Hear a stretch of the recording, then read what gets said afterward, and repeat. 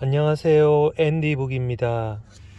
오늘 제가 읽을 책은 인생에 한 번은 나를 위해 철학할 것. 지은이는 허유선님입니다. 시작하기 전에 허유선님을 소개해드리겠습니다. 잘 사는 삶에 대해 연구하는 철학 박사다.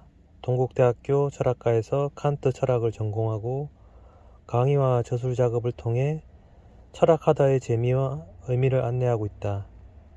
철학은 삶에서 찾아오는 물음에 대해 깊이 생각하며 출발하는 것이고, 그런 의미에서 우리는 모두 이미 철학하고 있다.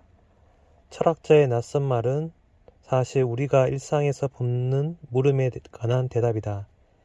EBS 클래스 2 사랑 철학을 강연했고, 철학을 일상적으로 풀어내는 팟캐스트 포켓 필로소피, 조금 익숙해지는 철학의 공동 제작을 진행을 맡고 있다.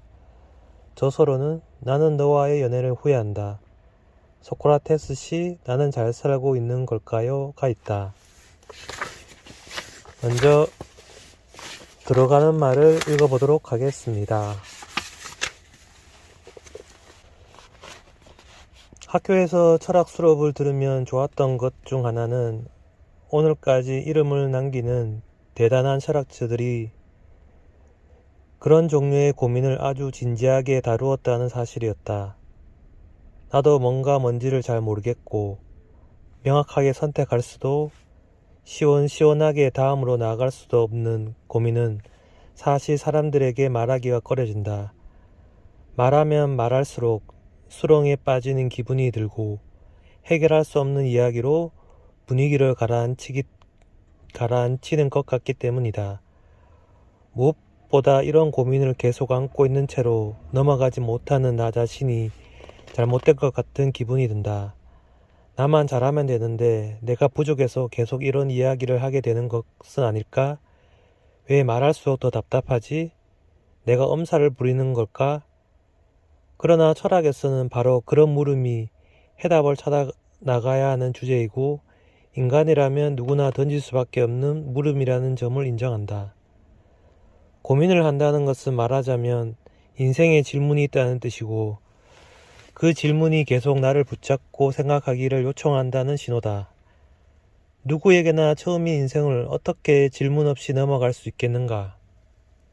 처음 듣는 수업에 처음 만나는 사람에게 질문이 없다면 그것이 더 이상할 것이다. 대신 그 질문을 풀어나가는 데에는 더 적절한 방식이 있을 수 있다. 그렇다면 어떻게 해야 나의 질문을 적절한 방식으로 풀어나갈 수 있고 나의 고민에 접근하는 나 자신의 생각을 잘 돌아볼 수 있을까? 질문에 접근하는 방식, 관점, 질문에 접근하는 관점, 내가 당연하다고 믿는 상식, 질문을 나누고 다시 또 묻는 방식, 그리고 그 질문이 그 너머로 향하고 있는 것까지, 그리고 그 질문이 그 너머로 향하고 있는 곳까지 생각할 일이 무척 많다. 어쩌면 우리는 지금보다 더 넓게 풀어헤치며 살펴보아야 할 고민을 너무 가두어 두었던 것은 아닐까? 어쩌면 나를 더 힘들게 하는 것은 나의 고민 그 자체보다 고민을 대하는 나의 태도나 나의 생각은 아닐까? 누구나 그렇다는 인생의 물음을 누구보다 진지하게 마주한 철학자들의 이야기와 생각, 그리고 그 생각을 이끈 방식과 흐름이 내 인생의 고민을 위한 하나의 실마리가 될 수 있다. 때로는 엉뚱하고 때로는 근엄한 그들의 생각 방식이 우리 고민을 자유롭게 풀어볼 기회, 자유롭게 생각해도 될 기회를 열어주기를 희망한다. 그들의 생각을 발판 삼아 나 자신의 마음속으로 깊이 잠수하여 내 안에서 유용할 수 있는 틈을 찾기를, 나를 위해 숨을 고르고 깊이 숨 쉬는 시간이기를. 목차입니다. 오늘 제가 읽을 부분은 1. 나만 외로움을 극복하지 못하는 걸까요? With 에리 프롬. 18. 무엇을 위해 살고 있나요?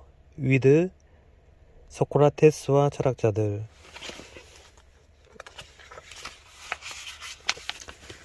페이지 14페이지입니다.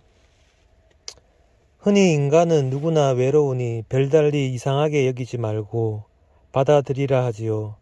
저명한 철학자들에게도 인간은 본래 외로울 수밖에 없는 운명을 타고난 존재입니다.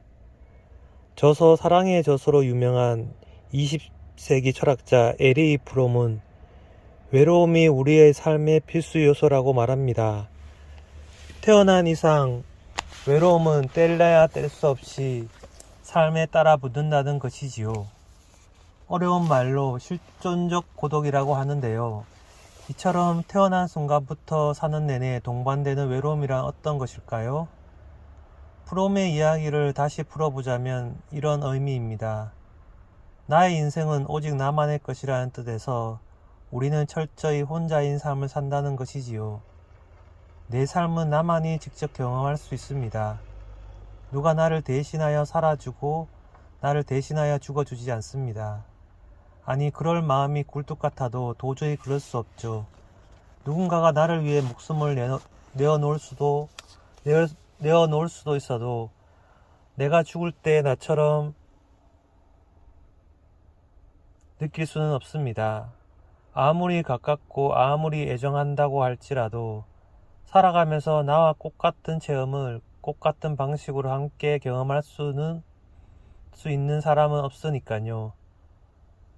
우리는 저마다 각자의 문제와 각자의 조건 속에서 살아갈 수밖에 없습니다. 그런 의미에서 우리의 인생은 처음부터 끝까지 혼자이고, 그러니까 외로움 곧 혼자인 것 같다는 느낌이 당연하게 따라붙게 되는 것이죠.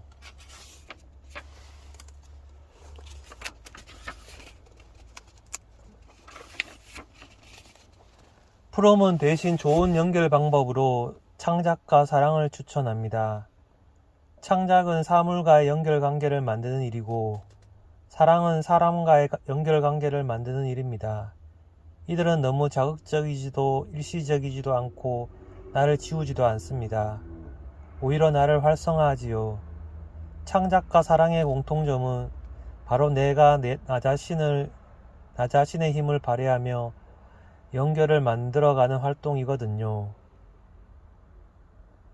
창작과 사랑의 공통점은 바로 내가 나 자신의 힘을 발휘하며 연결을 만들어가는 활동이거든요. 하지만 사랑과 창작이라니, 이런 어마어마한 일을 우리가 할 수 있을까요? 사랑과 창작은 넷플릭스를 보는 일보다 어려워 보입니다. 그러나 프롬은 나를 누르고 외로움에 쫓기어 도망치는 일보다 마음껏 나의 힘을 발휘하면서 나로서 살아가는 일이 더욱 편안하고 할 만한 것이라 말합니다.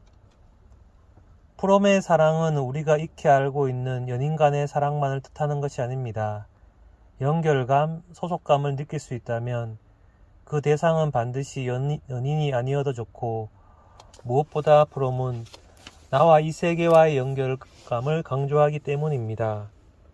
꼭 사람에 대한 문제라기보다 내가 살아가며 이 세상 속 나라는 존재를 어떻게 느끼는지의 문제이지요.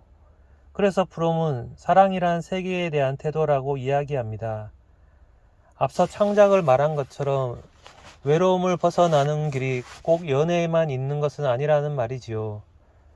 내가 세상과의 연결감을 느낄 수 있다면, 달리 말해 세상의 그 무엇이든 사랑의 태도로 대하며 연결감을 만들어낼 수 있다면 그것이 바로 사랑의 활동입니다. 그러나 지독히 외로운 지금의 나에게는 그 어떤 사랑도 가능할 것 같지 않다는 것이 문제입니다. 현재 외로움 때문에 너무 가난한 상태라면 내 힘으로 벗어날 수 있을 것 같다는 생각이 좀처럼 들지 않습니다. 그럴 때는 사랑, 창작, 그 무엇이든 내가 나서서 하는 일에 엄두가 나지 않거든요. 그러나 우리는 의외로 아주 작은 일부터 시작할 수도 있습니다. 가만히 힘을 빼고 긴장을 푸는 일이지요. 지금 잠시 책 뒤로 물러나서 숨을 크게 한번 쉬어 보시겠어요? 숨이 내 안으로 흘러 들어오지요. 신경을 곤두세우고 읽는다고 해서 책의 내용이 흡수되지는 않습니다. 곧 책과 내가 연결되지는 않는 것이죠. 무언가를 흡수하기 위해서는 내 안에 빈틈이 있어야 합니다. 외로워서 너무 괴로울 때는 얼른 한시라도 빨리 이 순간을 넘어서고 싶고, 그래서 빨리 이 상태에서 벗어나고 싶은 마음, 외로움에 쫓기는 마음만 내 안에 가득 차버리지요.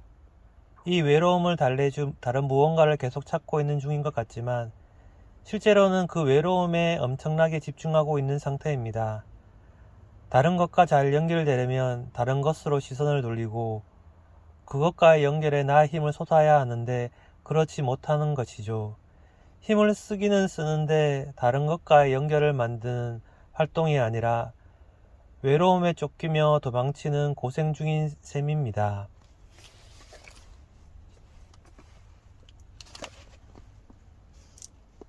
페이지 240페이지 무엇을 위해 살고 있나요? 위드 소크라테스와 철학자들.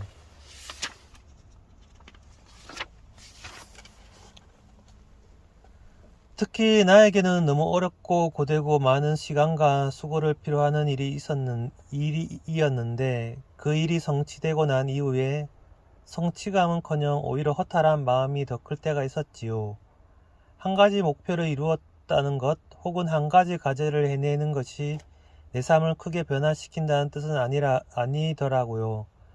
그 사실을 잘 모르고 내 인생이 A를 하면 딱 A만큼 혹은 A 플러스 알파만큼 더 변화하고 성장할 것이라고 기대했던 것 같습니다. 어렸을 적에는 실제로 그렇기도 했고요. 덧셈 뺄셈만 하다가 구구단을 외우게 되면 곱셈과 나눗셈이라는 더 복잡한 계산을 할 수 있잖아요. 그러나 어른이 되고 보니 무언가를 해내면 해낼수록 오히려 새롭게 잘해내야 하는 과제가 늘어나는 것 같습니다. 게다가 많이 했다고 일이 쉬워지는 것도 아니고요. 어떻게 익숙해졌다 한들 또다시 어려운 일이 새로 등장합니다. 책임져야 할 것은 점점 더 많아지고요.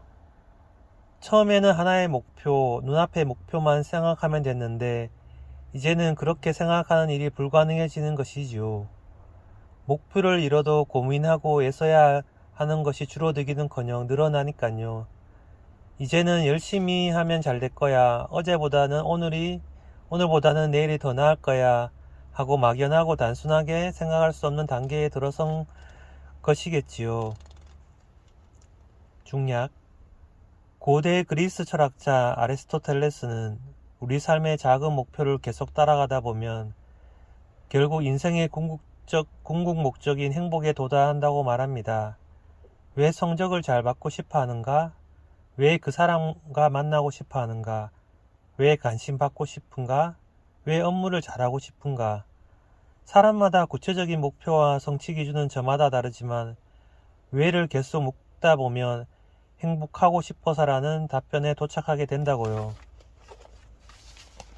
그러니 우리의 어떤 목표를 세울 때 우리의 등을 밀어주는 궁극적 동기는 인생의 행복인 셈입니다.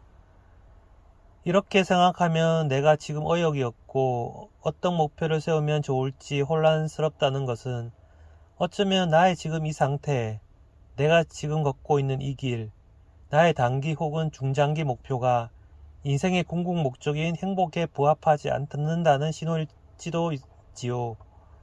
행복한데 충분히 만족스러운데 어욕이 없고 뭘 향해 살아야 하는지 잘 보이지 않는 일은 없을 것 같거든요.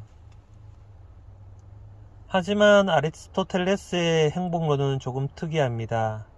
아리스토텔레스에게 행복은 우리가 현재 느끼는 만족스러운 감정이 아니거든요.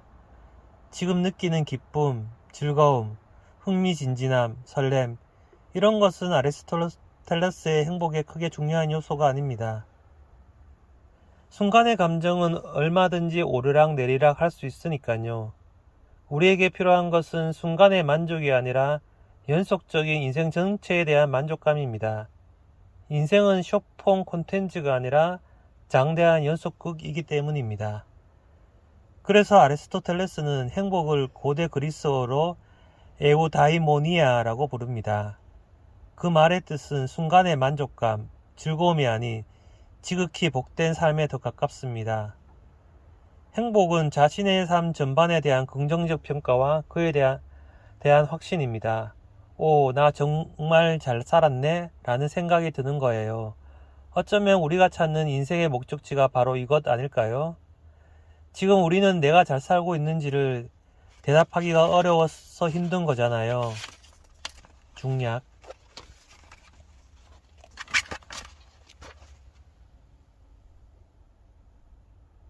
소크라테스는 나를 아끼는 삶이란 나 자신을 아는 삶이라고 이야기합니다. 우리에게 소크라테스 본인이 한 말로 잘 알려진 너 자신을 알라는 원래 아테네 델포이 신전의 현관에서 유래한 격언입니다. 소크라테스가 직접 만들어낸 말이 아닌 것이지요. 신의 목소리를 들으러 가는 신전의 현관에 너 자신을 알라라는 말이 붙어 있다고 생각하면 어쩐지 마음이 조금 움츠러듭니다. 사람 마음을 뜨끔하게 하는 엄중한 경고 같거든요. 내가 감히 내 주제를 알고 오만함을 버리지 못할까? 신 앞에서 겸허한 태도를 갖추어라 같은 느낌이지요. 그러나 소크라테스는 이 말을 인간의 오만함에 대한 경고 대신 자신의 영혼을 살피고 돌보라는 말로 해석합니다. 그러므로 나를 안다는 것은 내 영혼, 곧 나의 마음을 살펴보고 돌보는 일입니다. 죽음을 앞둔 소크라테스가 자신에게 부당한 판결을 내린 아테네 공동체에 남긴 말 역시 영혼의 돌봄에 관한 것입니다. 당신들은 지금 돈을 벌고 명예와 지위를 높이는 일만 신경 쓰고 진정으로 좋은 삶이 무엇인지, 진정으로 좋은 삶을 위해 자신의 마음에 무엇이 필요한지 주의를 기울이지 않고 있다고요. 그러므로 나의 영혼을 살피고 돌본다는 것은 내가 진짜 잘 살기 위해 나의 삶에 그만큼 관심을 갖고 진짜 잘 사는 일이 무엇인지, 나는 지금 그렇게 살고 있는지, 나의 살아감에 대해 스스로를 생각하고 그 과정에서 나의 마음이 제기하는 어문과 어옥을 회피하지 않고 마주하며 생각하는 일입니다. 진짜 힐링이란 이런 것입니다. 내 마음의 소리를 외면하고 달아나지 않고 내 마음을 진실하고 성실하게 마주보는 일입니다. 정말로 좋은 삶을 향해 온 관심을 다 기울이지 않으면 내 몸과 마음, 생각이 정말 좋은 것으로 향하고 만들고 채워지는 일이 가능하지 않으니까요. 세계 평화와 정의가 아무리 중하다 해도 우리가 그것은 뭘까? 어떻게 하지? 왜 힘들까? 좀 더 나은 방법은 없을까? 등을 깊이 생각하고 마음 쓰지 않으면 그 가치는 공허한 말이나 왜곡된 무언가가 되는 것처럼요. 그러니 말 그대로 꾸준히 돌볼 수밖에 없는 것이지요. 어쩌다 한번 가끔 문득 무슨 일이 생기면 그제야 살피는 것이 아니라요. 중략. 마지막입니다. 안녕한 나의 삶을 위해 자주 묻고 대화하며 살피고 돌보아 주세요. 나의 영혼을요. 습관이 된 생각 뭉치를 반사적으로 잊고 있는 것이 아니라 그런 습관을 잠시 멈추고 가만히 서서 마음을 기울여 주세요. 진심으로 관심을 갖고 나에게 묻고 또 듣고 그러면서 정말로 생각을 해주세요. 아끼고 사랑하는 존재에게 안부를 묻고 대화하듯이요. 진짜 사랑하면 상대의 사소한 말조차 그냥 지나치지 않고 그 말에 대해 어떻게 하면 좋을지를 찬찬히 생각하고 그에 따라 행동하고 다시 그 행동이 처음의 의도에 부합했는지 또 생각하며 상대의 의견을 구하잖아요. 그렇게 나와 말 걸고 대화를 나눠주세요. 물론 때로는 철학자의 이야기에 귀를 기울이듯 다른 사람의 이야기에 귀를 기울이는 일도 필요하겠지요. 나와 함께 생각한다는 것이 처음에 나에게만 갇힌 일은 아니니까요. 나는 잘 살고 있나요? 가장 소중한 나의 삶은 그만큼 돌보고 생각하고 있을까요? 어쩌면 우리에게 가장 필요한 것은 언제라도 흔들릴 수 있는 순간의 확답보다 진실한 물음과 대화의 시간, 돌봄의 태도인 것 같습니다. 언제나 당신이 안녕하기를 바랍니다. 감사합니다.